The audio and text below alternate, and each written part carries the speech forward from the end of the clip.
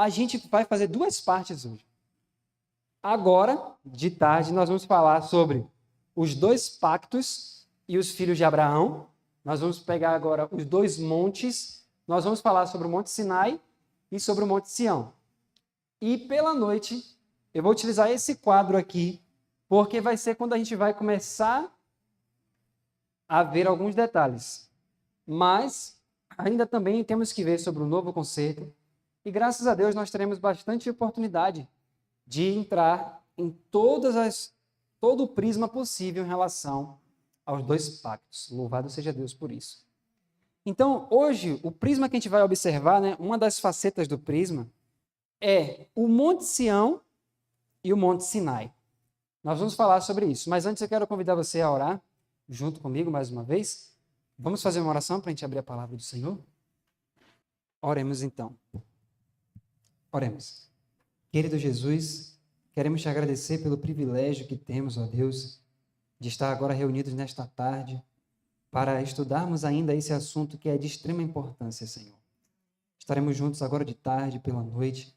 Senhor, por favor, Senhor, ajude-nos, Pai, a continuar compreendendo esses assuntos tão importantes.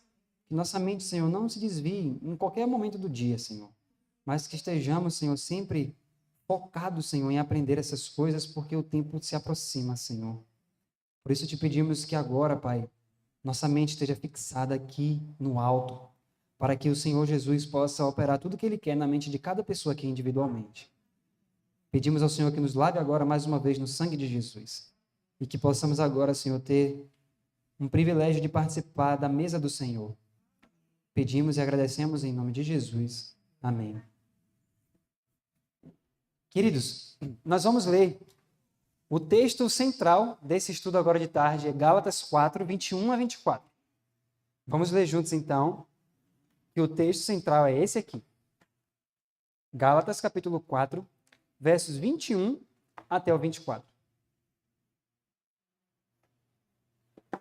Lembra que naquela palestra que a gente fez sobre um pouco da introdução, né? Nós paramos no capítulo 4 de Gálatas, quando ele faz aquela introdução, né? Falando que ele tinha que abordar esses assuntos com os Gálatas, mas o inimigo tinha conseguido ali, né? Desvirtuar a mente dos Gálatas. E aí agora nós vamos entrar, depois da introdução que ele faz no capítulo 4, nós vamos entrar efetivamente no que ele fala sobre os dois pactos. Aqui, Sara e Agar. Vamos ler juntos então. Diz assim, verso 21, Gálatas 4, verso 21 a 24, que diz: Dizei-me, os que quereis estar debaixo da lei, não ouvis vós a lei? Porque está escrito que Abraão teve 2 filhos, um da escrava e outro da livre. Todavia, o que era da escrava nasceu segundo a carne, mas o que era da livre, por promessa, o que se entende por alegoria, porque estas são as 2 alianças, uma do Monte Sinai, gerando filhos para a servidão, que é Agar. Ora, vamos parar aqui. Veja só, nós temos aqui dito, nesses versos que a gente leu, 2 pactos. Veja só o que diz o verso 22. Está escrito que Abraão teve 2 filhos, um da escrava e outro da livre. Só que o verso 23, então nós já temos aqui duas questões. Um filho da escrava e o outro da livre. Verso 23. Todavia o que era da escrava nasceu segundo a carne, mas o que era da livre, por promessa. O que se entende por alegoria, porque essas são as 2 alianças. Uma do Monte Sinai, gerando filhos para a servidão, que é Agar, e aí mais à frente ele vai falar que a outra é o Monte Sião. Veja só, vamos entender o seguinte, vamos voltar lá para o concerto abraâmico, e aí a gente vai entender, e veja só, primeiro, voltando para a história que nós conhecemos de Abraão, Agar só surge na história bíblica quando acontece o que com Abraão? Falta de fé. Então, se não existisse falta de fé, se não existisse incredulidade da parte de Abraão, Agar não entraria na história bíblica, ok? Ok. Então, veja aqui o verso 24. O que se entende por alegoria? Porque essas são as 2 alianças. Uma do Monte Sinai, gerando filhos para a servidão, que é Agar. Por que o Sinai, H representa o Sinai? Porque, veja, desde a época dos patriarcas, se você nascesse de uma família de escravos, você seria escravo. Aí você vai pensar, o que isso tem a ver com a salvação, com a justificação pela fé, né? Veja só. Todo filho de escrava seria escravo. Quantos lembram da história que quando Deus falou para Abraão, Deus disse assim, Abraão, você vai ter um filho. Deus só disse isso para Abraão, você vai ter um filho aí. Ou ele especificou de onde viria o filho? O que Deus disse para ele? Como é que esse filho viria? Sara. O filho vem de... Deus especificou, Deus não deixou aberto. Deus especificou, o filho vem de Sara. Olha só a loucura que aconteceu com Abraão. Vamos refletir nisso para a gente entender por que ele fala que é uma alegoria. Quando Deus disse, ó, Sara vai ter um filho, entrou um problema aí. Porque o tempo foi passando e Sara disse, como é que eu vou ter um filho? Se eu sou estéril e o tempo está passando, você está ficando velho e tudo. Então, Abraão, a gente vai ter que achar um outro meio. Quando ela fez isso, que ela encontrou esse outro meio, entra H na história. Só que aí vem um detalhe. Quando a gente para analisar o problema que Abraão criou na história da humanidade, ele não tinha nem noção do que ele estava fazendo, onde ia bater. Sabe por quê? Veja só, olha o que aconteceu e olha onde isso vai desembocar até o final do tempo da graça. Porque veja só, quando Abraão cometeu esse erro, teve dois problemas aí. Porque quando ele fez isso, não sei se você lembra, mas teve um momento que Abraão fez uma oração que ele falou assim, ó Senhor, que Ismael viva diante de ti. Vocês lembram dessa oração de Abraão? O Egoné comenta sobre isso, ele disse que Abraão estava pedindo assim, Senhor, tudo bem que talvez o plano original não fosse Ismael, mas a gente já fez. Então, meio que assim, une o útil com o agradável.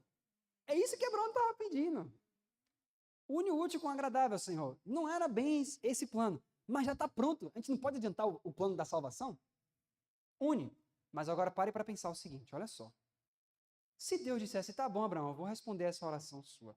Olha a importância da gente orar e dizer, seja feita a tua vontade.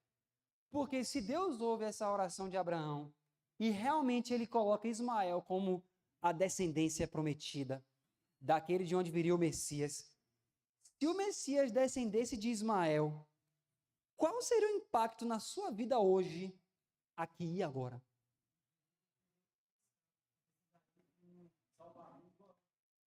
Jesus seria um escravo. Mas a escravidão aqui, qual é a escravidão? Olha o verso 23. Todavia o que era da escrava nasceu segundo a carne. Então a escravidão dele era uma escravidão segundo a carne. Então o que isso significa? Que se Deus respondesse a promessa de Abraão, e olha, Senhor, bora adiantar logo isso aqui, porque tá demorando muito. Deus disse, tá bom, vamos adiantar logo. O Messias viria de uma linhagem de escravos. E se ele viria de uma linhagem de escravos, como que o Messias poderia dizer, eu vim para trazer vida? Se, pois, o Filho do Homem vos libertar, verdadeiramente sereis livres, como se o próprio Messias seria escravo. Então, o Messias, isso significa que o Messias nasceria com a nossa natureza, mas por ser escravo, o que aconteceria com o próprio Senhor Jesus? Ele sucumbiria diante das tentações. Ou seja, Jesus iria pecar. Se Deus aceitasse a oração de Abraão, significa que o Messias não conseguiria se sobrepor aos desejos da carne e ele pecaria. E o Espírito de profecia diz que se Jesus cometesse um mínimo pecado, a ira de Deus cairia sobre Jesus e sobre a igreja, e Jesus e a igreja estariam para sempre perdidos. Jesus nunca mais voltaria para o céu. A divindade só seria constituída pelo Pai e pelo Espírito Santo. Você já imaginou o que é que Abraão estava pedindo agora? É isso que ele pediu. Então, Abraão, quando ele cometeu esse erro, que ele orou dessa forma, só que esse foi o primeiro prisma do problema. O primeiro problema era, o próprio Salvador seria um pecador, se Deus aceitasse essa oração. O segundo problema, que é um grandíssimo problema, quando Ismael nasceu, Ismael também se tornou pai de uma grande nação? Só que essa nação que descende de Ismael, ela existe até hoje? E quem são eles? É aquele povo lá que Daniel 11 fala que no final vai gerar aquele problema final. Os ismaelitas, os descendentes de Ismael, que é o quê? Exatamente, os muçulmanos. Que os pioneiros falaram sobre isso, né? Da questão do Oriente, a questão oriental. Então, os muçulmanos, esse povo lá, né, que está em Apocalipse 9 também, eles surgem a partir desse erro de Abraão. Então, é um povo que surgiu, né, que cometeu diversas atrocidades, e nós vemos até hoje muitas coisas acontecendo. Mas surgiu por causa do erro de Abraão. Então, veja, um erro que Abraão cometeu ali, na falta de fé, na promessa, Deus já tinha dito, vai sair esse filho, Abraão. Espere. Só que Abraão, veja que a incredulidade não começou com Abraão. Isso é um ponto também. Começou com a mulher dele. Então, olha que interessante. A incredulidade é contagiosa. Essa é uma lição que a gente aprende também, né? Às vezes você está olhando para uma situação, você até tem fé que aquilo vai acontecer. Mas se a pessoa que está morando com você diz que nada, para com isso, você já chega, realmente, eu acho que não. Influência para o mal. Por isso que o Espírito de Profecia fala assim, fale de fé e você terá mais fé. Então, nunca venhamos a nutrir palavras de incredulidade em nossos lares. Jamais. Essas coisas são contagiosas, queridos. Então, nós estamos vendo que esse problema de Abraão acabou gerando, justamente agora, na sua descendência, nos outros que vieram depois dele, alguns problemas. Então, olha agora o verso 24. Vamos ler novamente. O que se entende por alegoria? Porque essas são duas alianças. Uma do Monte Sinai, gerando filhos para a servidão, que é H.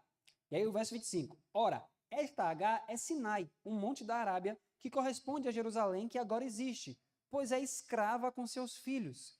Mas a Jerusalém de cima, que é de cima, é livre, a qual é mãe de todos nós. Duas perguntas para a gente fazer para o texto. Primeiro ponto. Jerusalém aqui, ele diz que é de cima. E que ela é mãe de todos nós. Jerusalém é sua mãe. Ué. Minha mãe, por que minha mãe? Você já parou para se perguntar isso? Por que Jerusalém é sua mãe?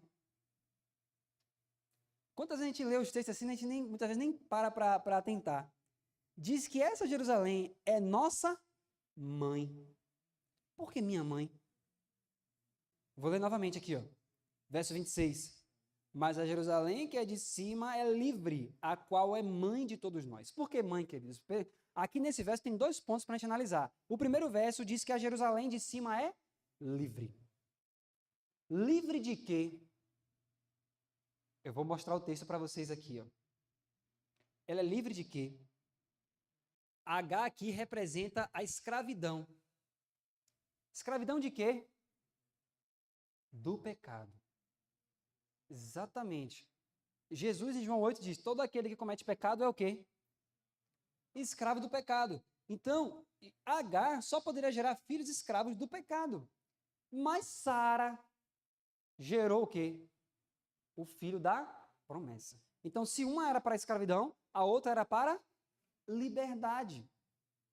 Então, essa escravidão corresponde à escravidão do pecado. E essa liberdade representa o quê? A liberdade do pecado. Então, quando ele diz no verso 26 que a Jerusalém que é de cima é livre, está dizendo que é livre do pecado. Só que se o verso parasse aqui, seria um grande problema para cada um de nós aqui. Sabe por quê? Porque, pense só, vou dar um exemplo. Imagine que você faz parte de uma corporação.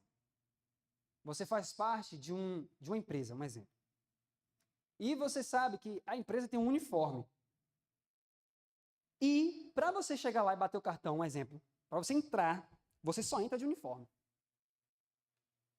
Mas eu já trabalho aqui há anos. Mas é lei da empresa que você só entra de uniforme. Você já sabe disso, porque você trabalha lá.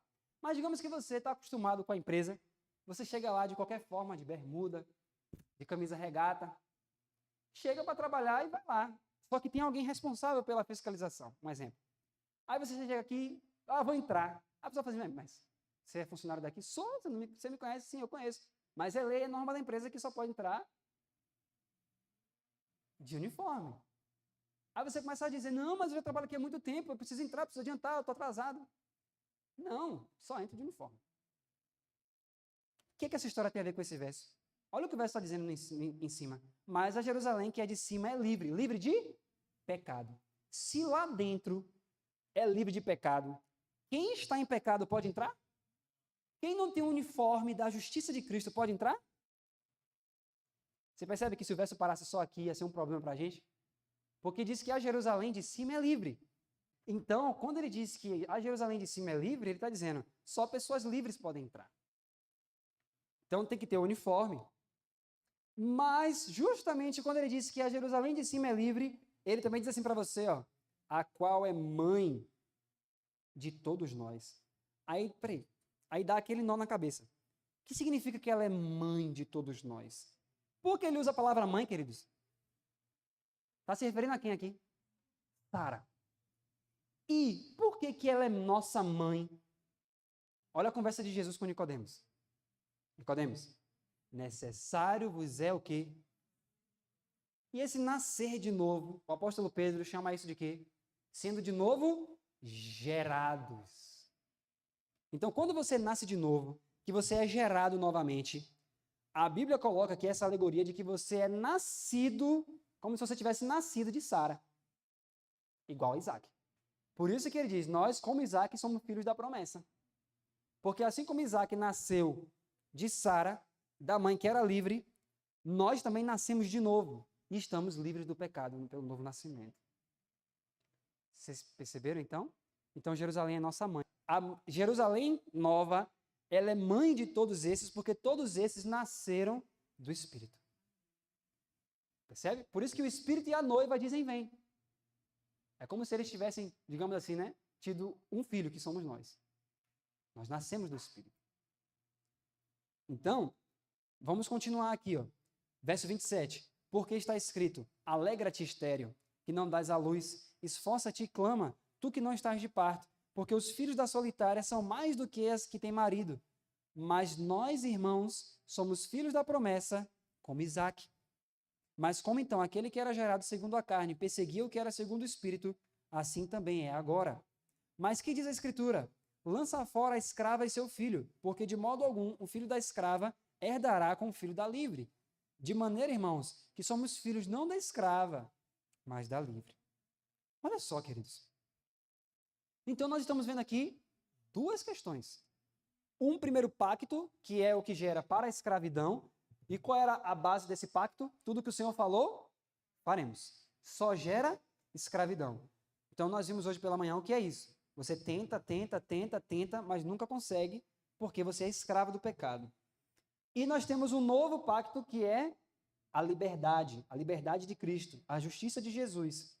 Agora olha só, pergunta. Você tem o primeiro monte. Qual é o primeiro monte? Sinai. E qual é o segundo monte? O Monte Sião. Esses dois montes já existiam naquela época que os israelitas estavam no Sinai? Aí eu vou fazer uma pergunta para a gente refletir antes da gente chegar lá. Vamos abrir Hebreus capítulo 12. E aí eu quero fazer uma pergunta em relação ao Monte Sinai e o Monte Sião. Hebreus 12. Vou pedir para algum irmão ou irmã ler o capítulo 12, verso 18 até o verso 24. Então, meus amados, olha o que ele diz. Se você fosse resumir esses versos, nós podemos dizer o quê? Nós não chegamos mais ao Monte Sinai, mas agora chegamos a qual monte? O que ele quer dizer com isso? Nós vamos ler aqui e eu quero fazer uma pergunta para a gente refletir juntos aqui. Olha só. Primeiro ponto. O que representava o Pacto do Sinai? Nós vimos hoje de manhã. Vamos ver se a gente está lembrando dos conceitos que a gente está vendo. Olha só. O Monte Sinai, ele tem, vamos falar sobre 3 detalhes dele aqui. Primeiro, o Pacto do Sinai representa a tentativa humana de guardar a lei e leva à escravidão. Não foi isso que nós vimos?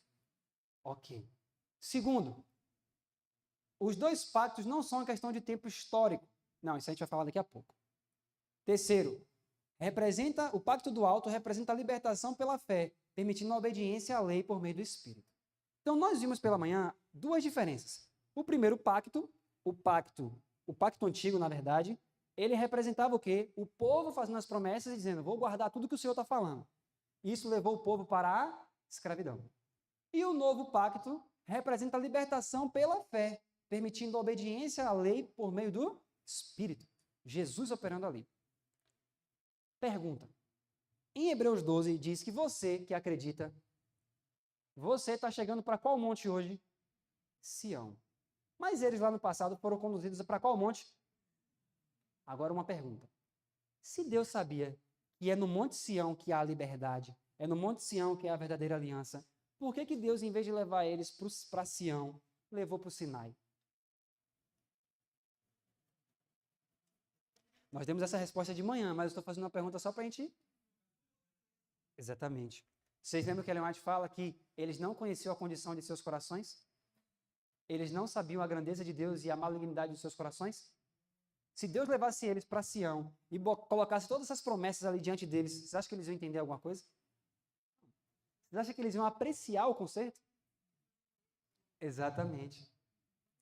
Exatamente. Então o que Deus precisava fazer? Mostrar para eles a ineficácia de tentar estabelecer por si mesmo a justiça própria. Então eles precisavam aprender isso, assim como nós precisamos também. Agora tem um detalhe aqui, é justamente esse ponto que a gente quer chegar agora. Aqui. Eu fiz a pergunta, mas essa pergunta é feita no livro Boas Novas aos Gálatas, quem estiver anotando, página 78.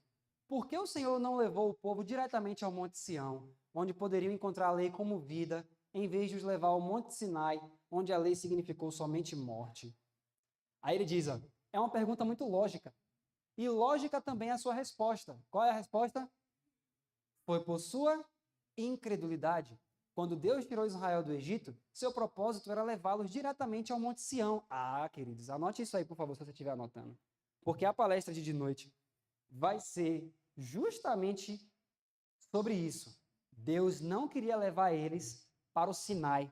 Deus queria levar eles para o Monte Sião. Por isso que o título vai ser O que deveria ter sido. Nós vamos ver que a história bíblica era para ser, o que era para ser A, foi B.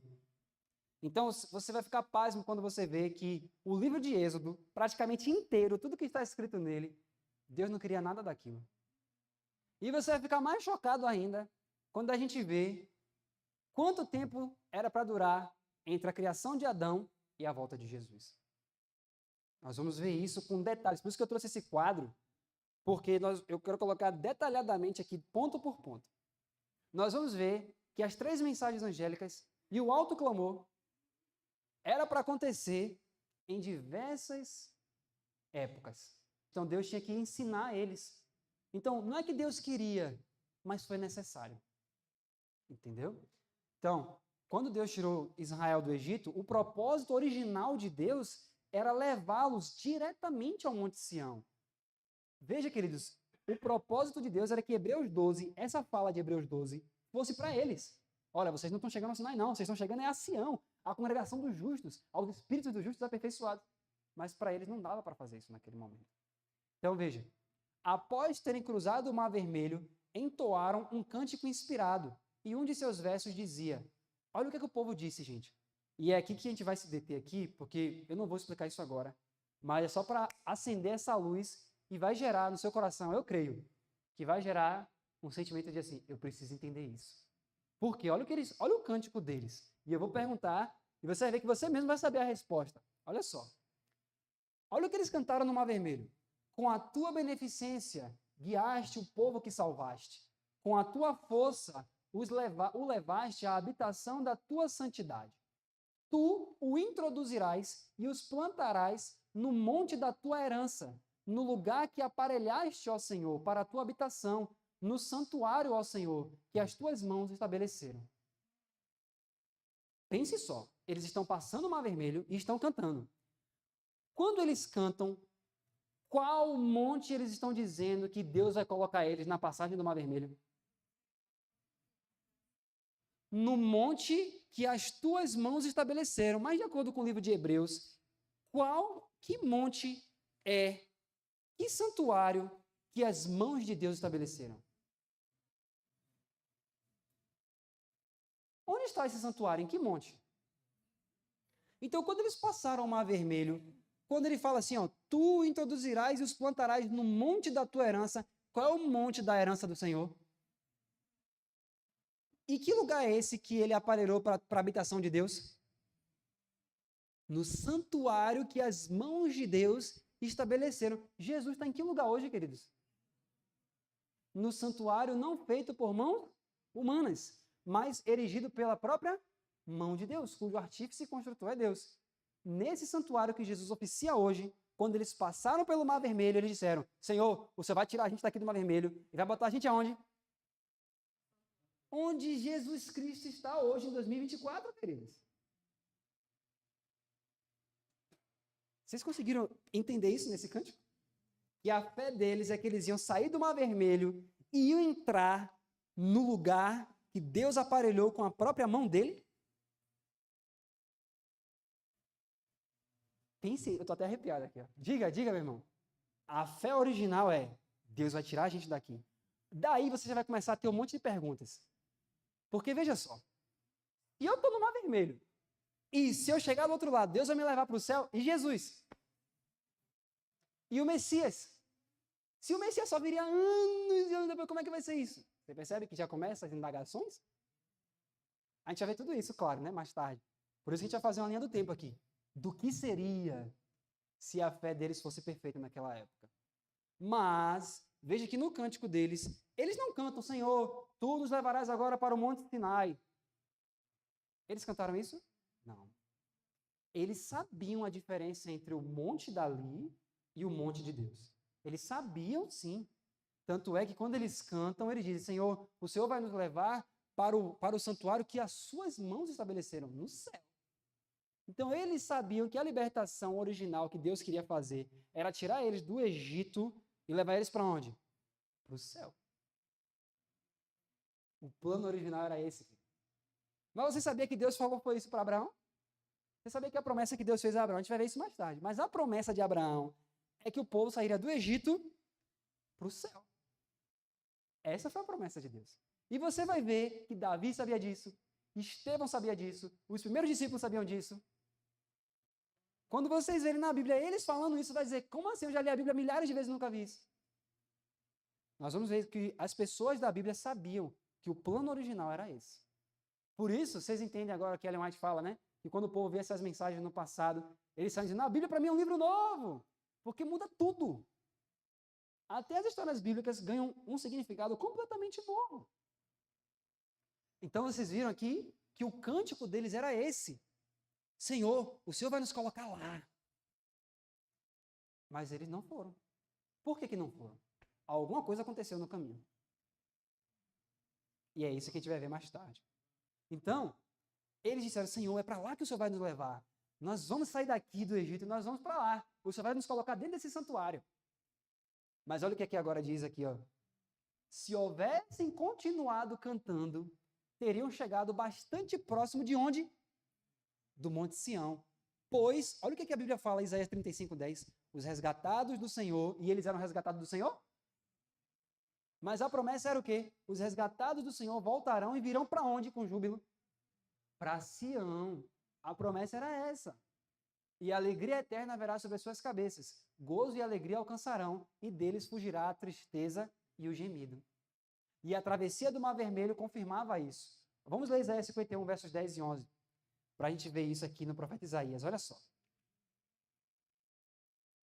Isaías, capítulo 51, versos 10 e 11.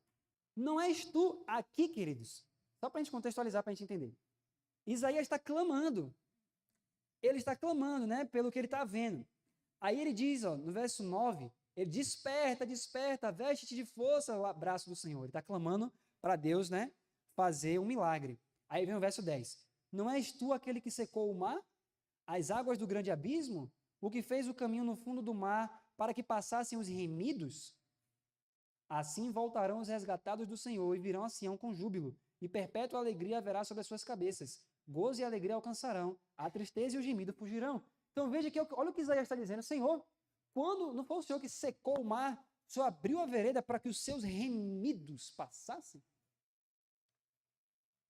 E eles virão a Sião. Então, quando Deus secou o mar, Isaías está dizendo o quê? Que os remidos, necessariamente, com essa libertação, tem que vir para onde? Para Sião. Não aconteceu lá atrás, pela incredulidade. Mas quando você vai para o Apocalipse, olha que fantástico isso, gente. Quando você vai para o Apocalipse, o que aparece? Olha isso, gente. Só para a gente fazer esse paralelo, para vocês perceberem que o conceito abraâmico nunca muda. Olha o que está escrito em Apocalipse. Apocalipse, capítulo 15. Olha que fantástico isso.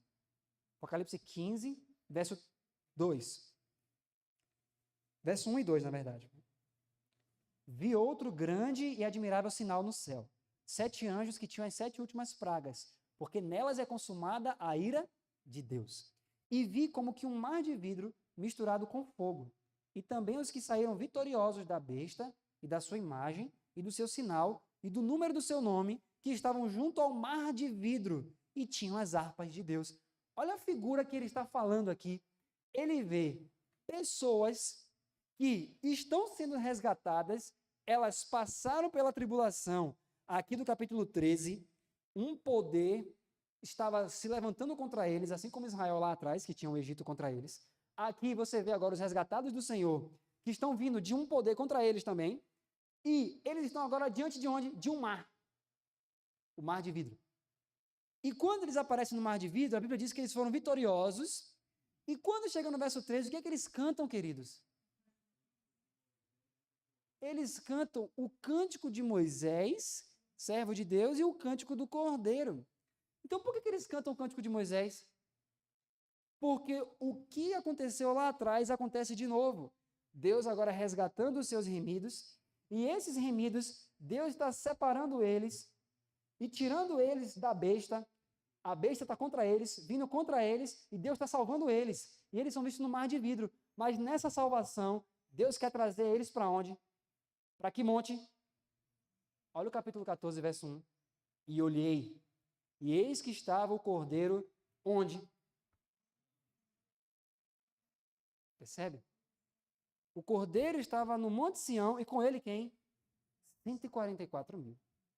Então veja, aqui João viu que no futuro, o que era para acontecer lá em Israel do passado, vai acontecer. Dessa vez, o que é que ele está dizendo aqui? Haverá um povo que não será incrédulo. Haverá um povo que terá a justiça de Cristo. Haverá um povo que chegará a Sião. E esse povo vai vencer. É isso que João está vendo aqui. Então, a história que era para acontecer no passado, João vê no futuro a mesma história acontecendo. Então, por isso que ele diz, ó, se eles tivessem continuado cantando, se aquela fé que eles tiveram quando eles estavam na travessia continuasse, aconteceria naquela época. E nós vamos ver mais ou menos os detalhes hoje à noite, como seria, né? E Jesus, como é que ficaria? A questão do Messias e tudo, a gente vai ver tudo isso. Mas logo esqueceram o Senhor e em sua incredulidade se entregaram à murmuração. Por conseguinte, foi dada a lei por causa das transgressões. Então veja que Deus já queria levar eles para o céu, mas por causa da incredulidade, das transgressões, eles tiveram que ficar, rodar no deserto durante tanto tempo. Por quê? Porque se entregaram às transgressões. Foram eles, sua incredulidade pecaminosa, que criou a necessidade de ir ao Monte Sinai, em vez de ir ao Monte Sião. Vocês entenderam isso? Que coisa terrível. Então, vamos voltar aqui para o livro de Gálatas para a gente continuar vendo isso aqui, porque é de extrema importância a gente perceber esse detalhe aqui. Estamos indo passo a passo. Gálatas 4. Deixa eu fazer uma pergunta agora também aqui, peraí.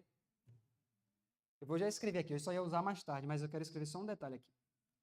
Aqui está a época de Abraão, e aqui é a época em que o povo entraria no Monte Sião. Vamos dizer que tudo deu certo, o povo teve uma fé espetacular. Qual é a fé espetacular que a Bíblia chama? A fé de Jesus. Vamos dizer que o povo realmente teve a fé de Jesus e o povo entrou, onde Deus queria colocar eles. Se isso tivesse acontecido entre Abraão e o Monte Sião, quanto tempo isso aqui duraria? entre a promessa, Deus fez a promessa para Abraão aonde? Onde é que está na Bíblia essa promessa aqui? Em Gênesis 15. Vou anotar aqui. Em Gênesis 15. Quando a Bíblia fala que o povo de Deus vai entrar realmente no Monte Sião, que mostra a nova terra, tudo isso, onde é que está escrito isso aqui? Que o povo entra de fato. Onde é que você vê isso na Bíblia? Em Apocalipse.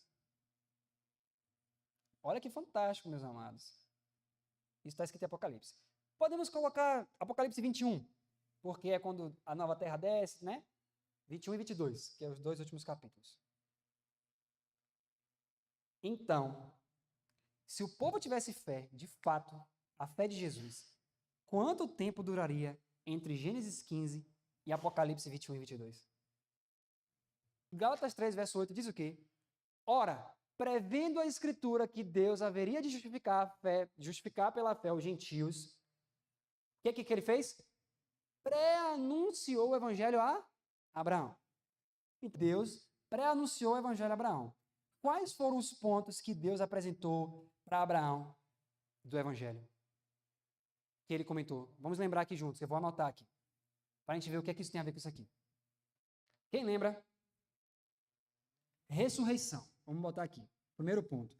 Deus pregou a ressurreição para Abraão. Como? Você vai herdar a terra, Abraão. Mas saiba de certo que peregrina será a tua descendência por 400 anos. E depois... E tu serás sepultado, né? Irás seus pais em paz e tal. E depois você vai herdar. Então, ou seja, você morre, depois herda. Então, aí foi a ressurreição. O que mais que Deus pregou para Abraão? Perdão. Como que ele pegou perdão? Já vá botando na mente para funcionar assim, ó. O que é que isso tem a ver com isso aqui? Não precisa a gente explicar ponto por ponto, não. Ressurreição, perdão. O que mais que ele pregou para Abraão? Justificação, que também é o perdão, né? Justificação. O que mais que ele pregou para Abraão? Vida eterna. E o que mais? A cruz de Cristo. O que mais? A ressurreição, o perdão, a justificação, a vida eterna, a cruz de Cristo. Podemos colocar assim o próprio Cristo? Foi pregado por Deus? Cristo é o poder de Deus e a sabedoria de Deus. Abraão viu meu dia e alegrou-se. Pronto. Desses pontos aqui, queridos, qual desses a gente pode pegar para entender isso aqui? Esse aqui, ó. O primeiro que foi citado. Sabe por quê? Preste bem atenção. Olha o que Deus disse. Vamos voltar para Gênesis 15. E você vai ver o grande conflito. Claro que a gente vai explicar isso detalhadamente mais tarde. E também para quem está assistindo pela internet, o próximo vídeo. Você vai entender isso melhor ainda. Mas vamos ver aqui, então, Gênesis capítulo 15. E você vai ver quanto tempo o grande conflito duraria se a fé do descendente de Abraão fosse perfeita. Então, Gênesis 15, olha o que é que Deus disse aqui no verso 13. Então disse a Abraão: saibas de certo que peregrina será a tua descendência em terra alheia, e será reduzida à escravidão, e será afligida por quanto tempo, queridos? Olha só. O tempo da peregrinação seria o quê?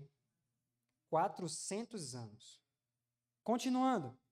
Mas, verso 14, mas também eu julgarei a nação a qual ela tem de servir. Depois sairá com grande riqueza. E tu irás a teus pais em paz, e em boa velhice serás sepultado. E a quarta geração tornará para cá, porque a medida da injustiça dos amorreus não está ainda cheia. Então, preste atenção. Deus disse assim, ó, Abraão, sua descendência vai herdar a terra daqui a 400 anos. Pergunta.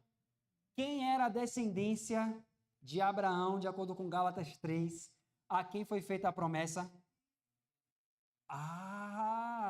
Então ele está dizendo que Abraão, Cristo, vai herdar essa terra depois de quanto tempo? Só que a promessa não era só para a descendência, era para quem? Para Abraão e o seu descendente. Então, Abraão, em 400 anos, você e Cristo vão herdar a terra. Por isso que ele aprendeu a ressurreição. Porque, Abraão, você ainda vai morrer, mas você e sua descendência vão herdar a terra, você e Cristo. E quando ele fala Cristo, todos aqueles que estão em Cristo, correto? Então a promessa, o desígnio original era, Abraão, em 400 anos, você vai herdar a terra. Você e Cristo herdarão a terra. Vocês conseguiram perceber isso? Então, essa é a promessa.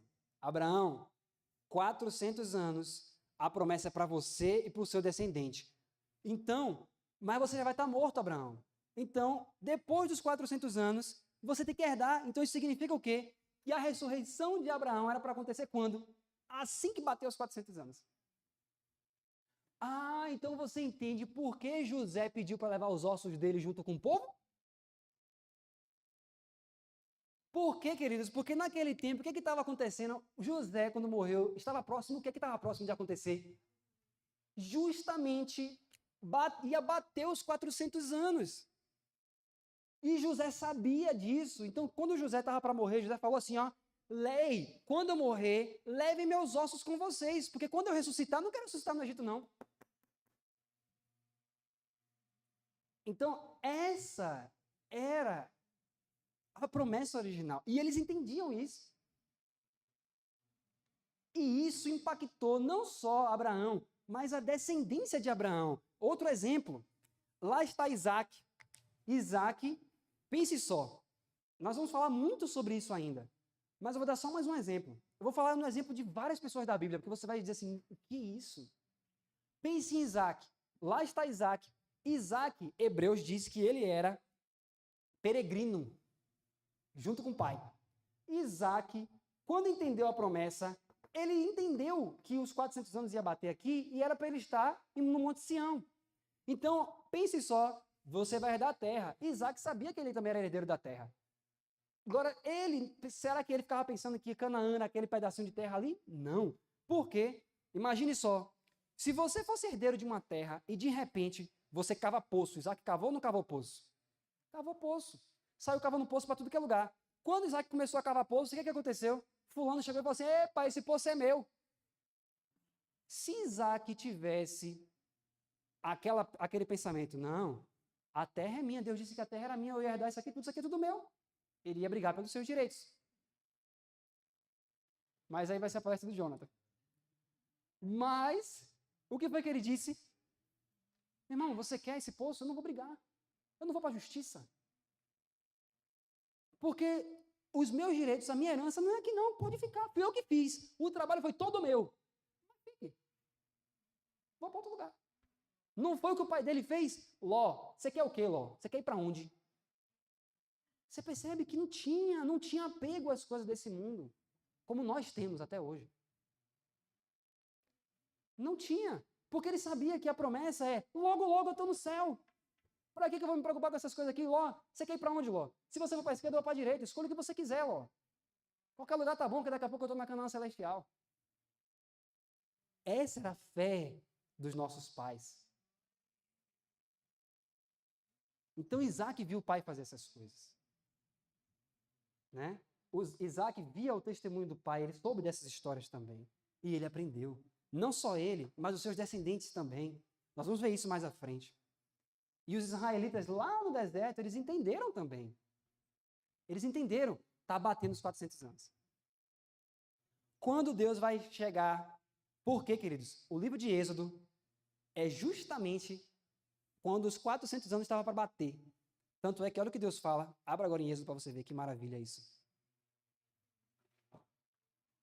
Olha só. Vamos, na verdade, começar com o capítulo 3. Volte um pouquinho que aqui vai ser melhor. Êxodo capítulo 3,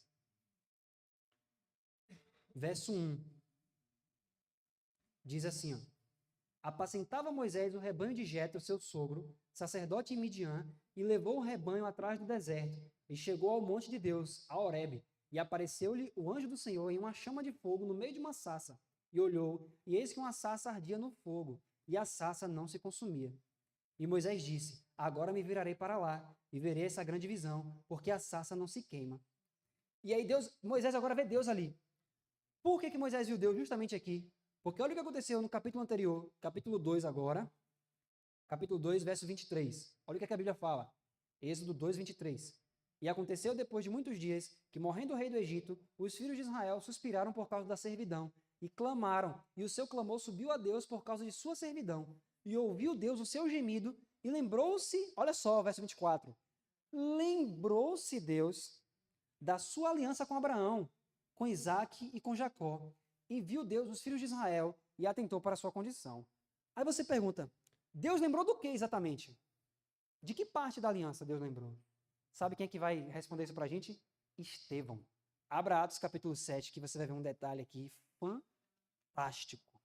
Olha como Estevão... Queridos, Estevão foi morto e apedrejado em um sermão sobre o conserto eterno. Depois leia o sermão todo e veja. Preste atenção. Olha como ele começa o sermão dele, ó. Verso 2. Homens, irmãos e pais, ouvi. O Deus da glória apareceu a nosso pai Abraão, estando na Mesopotâmia, antes de habitar em Harã.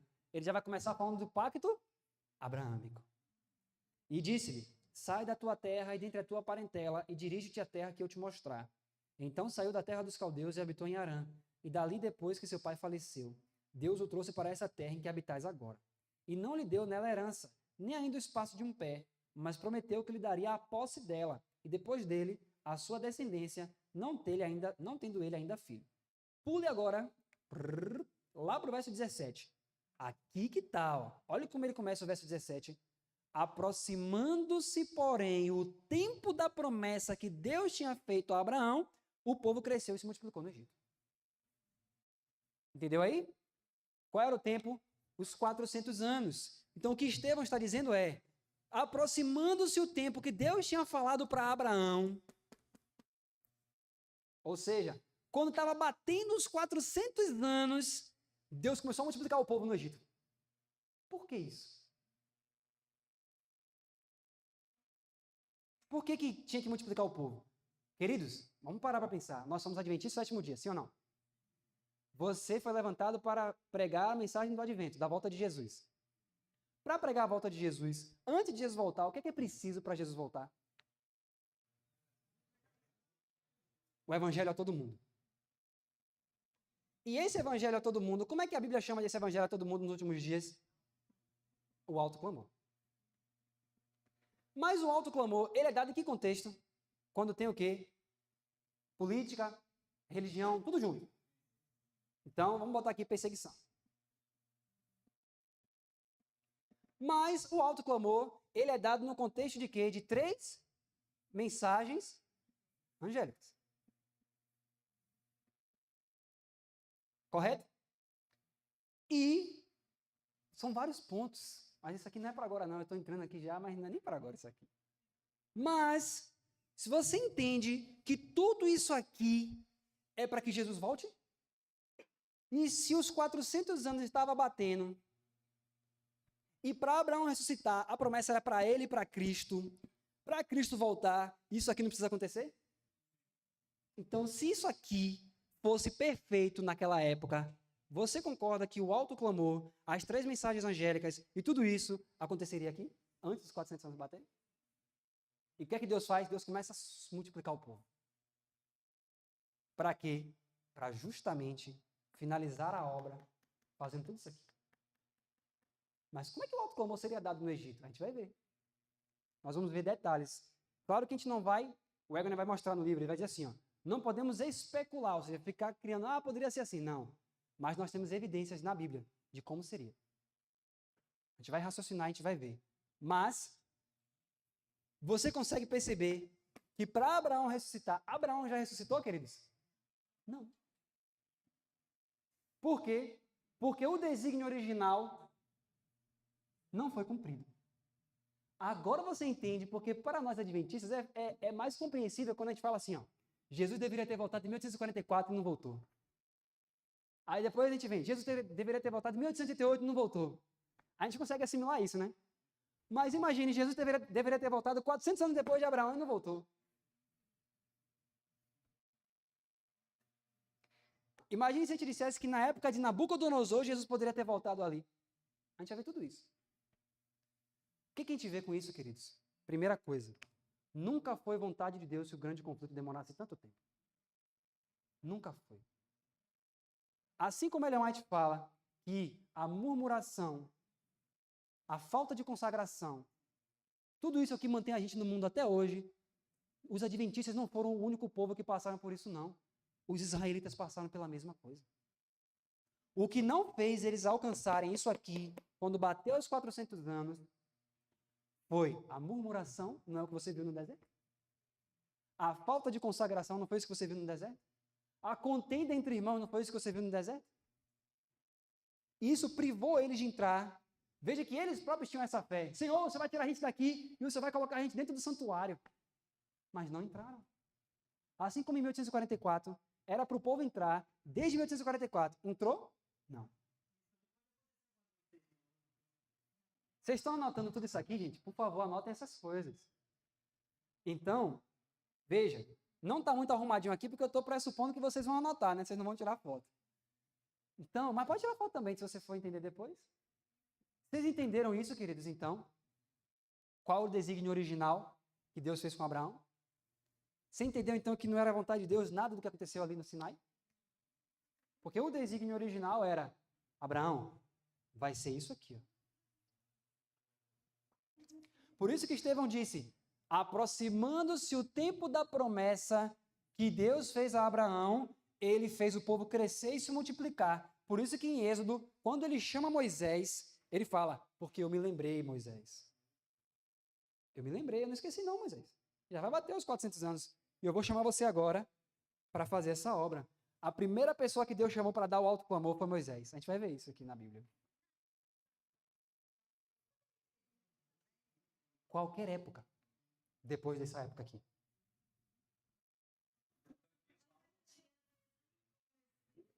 Isso vai ser na próxima palestra. Lembra que eu falei no início? Por isso que eu nem ia entrar nisso aqui, ó. Mas você lembra que já no início eu disse, mas aí vem os questionamentos, que é o que a gente vai falar mais tarde. Quais são os questionamentos? Mas Jesus não tinha vindo nem a primeira vez?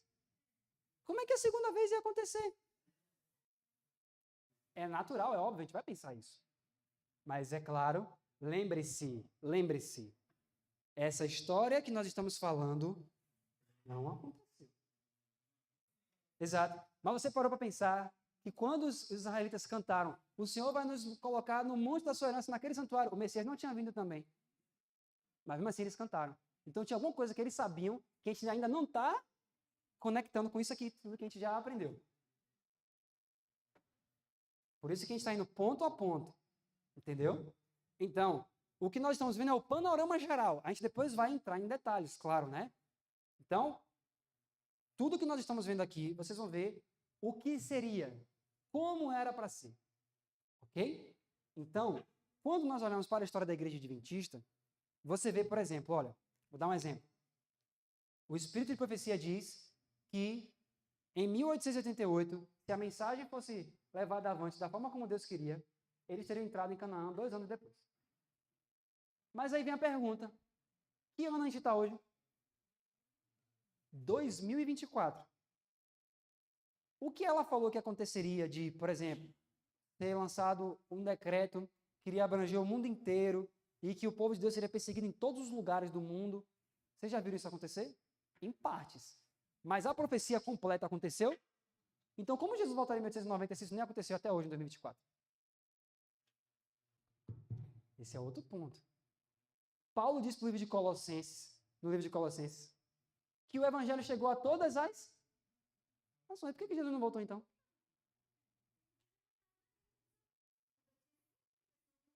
Podia. Mas nós vamos ver coisas ainda aqui que são chocantes. Eu realmente, quando eu comecei a ler esse livro, que eu comecei a ver o Evan explicando tudo isso aí, eu fiquei chocado. Ainda vou mostrar para vocês um texto da irmã White. Porque teve um rei, um só, que por causa dele, a história fez isso aqui, ó. Vocês vão ver isso mais tarde.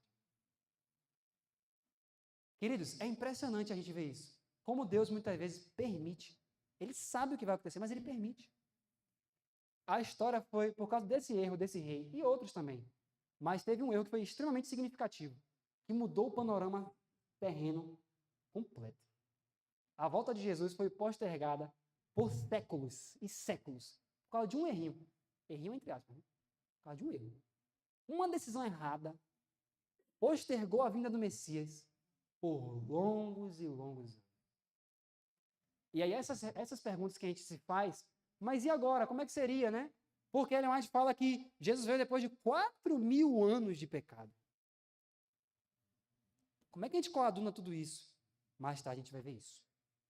Mas isso não é incrível, queridos? Enxergar a história nessa perspectiva. Deus disse a Abraão, Abraão, a promessa é para você e para a sua descendência. Nos 400 anos, sua descendência vai herdar a terra. Que terra? Era essa terra maculada? Abraão ia ressuscitar para essa terra maculada? Para viver eternamente aqui? Imagine. 400 anos passou, Abraão ressuscita e fica vivendo com a gente aqui. Imagine a gente ver Abraão vivo até hoje aqui nessa terra de pecado. A promessa foi para isso? Não. Então, a promessa que a descendência de Abraão ia herdar a terra era que terra? A nova terra. Não foi isso que o Jonatas mostrou? A promessa era a nova terra. Então, quando Deus falou, Abraão, em 400 anos você vai herdar a terra, qual era a terra que ele ia herdar depois de 400 anos? A nova terra. Cristo e Abraão herdariam a terra renovada. E a partir dali, Abraão teria o quê? A vida eterna. O plano original era esse. Mas não aconteceu. Então, mais tarde, nós vamos ver como seria e como deve ser a partir de agora, em nome de Jesus. Deus seja louvado, né? Isso é muito maravilhoso. Veja como Deus deve ficar triste, né? Como Deus deve estar triste. O que era para ser 400 anos, já passaram mais de